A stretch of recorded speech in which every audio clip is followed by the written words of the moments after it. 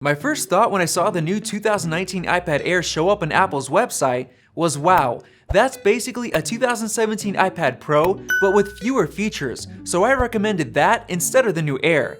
But since then, I've realized that not everyone wants a used or refurbished 2-year-old iPad, and although the A10X chip in the iPad Pro will last many years, the A12 and the new iPad Air will last longer, and it's fresh and brand new. I've realized that the $500 price tag really isn't that bad for what you get, considering that the extra power of the 2018 iPad Pro won't be noticed unless you're doing something like video editing. We played games on both iPads and didn't really notice a difference in available graphics quality and smoothness of gameplay.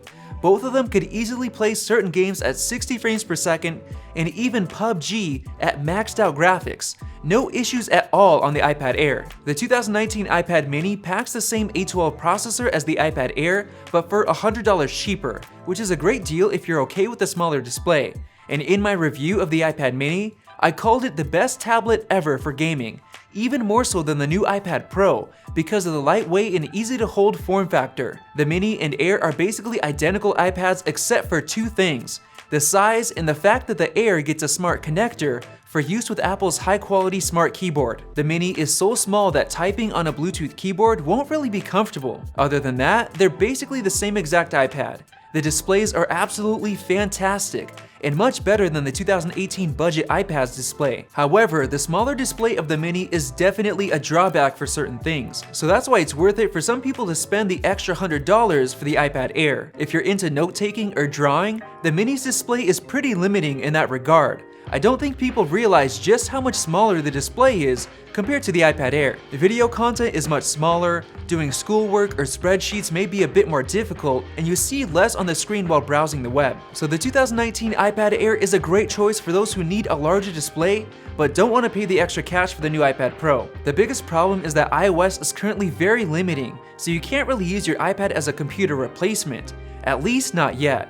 Now let's take a look into the future and see what we can expect. iOS 13 is going to be revealed soon, and it looks like there are some iPad features coming that are going to boost productivity and multitasking on the iPad. Of course, there's the rumored dark mode feature, but I want to focus on productivity features. For example, it looks like we're finally getting multiple app window support, so that means you can have 2 instances of different apps open at the same time, like Google Docs, 2 Safari windows, or 2 spreadsheets, and much more, and you can easily move them around the screen just like you can do on a real computer. Also, Safari will be able to automatically ask for a desktop version of certain sites to avoid compatibility issues. And we're finally getting a real undo gesture, because who's going to be shaking their iPad to undo text? That's ridiculous. Apple's also rumored to be adding a new font manager, and they're making improvements to document collaboration and third-party apps. The Mail app is getting some worthy desktop-like improvements as well, and it seems like Apple is finally going to add a way to quickly select multiple items in various views,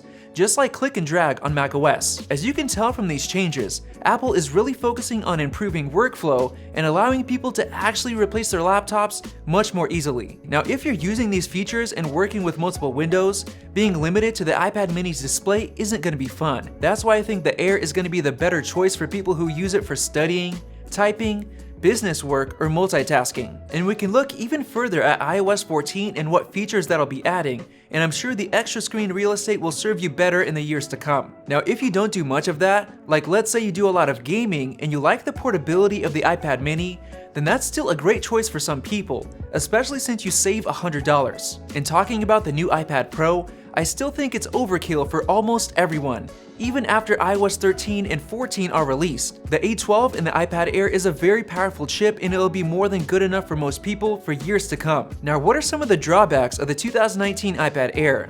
Well, the main thing is that it's still using the same old home button packing design. To me, it's really not that big of a deal. The design still looks, feels, and works great. Another downside is that it's still only packing 2 speakers on the bottom, unlike 4 speakers on the iPad Pro. It sucks, but it makes sense why Apple would keep that exclusively for the iPad Pro, just like the ProMotion technology. Other than that, there's really nothing to complain about the iPad Air. It's a fantastic all-around iPad that offers basically everything you'll need to do iPad things, with an incredibly bright and color-accurate display. So here's my recommendation.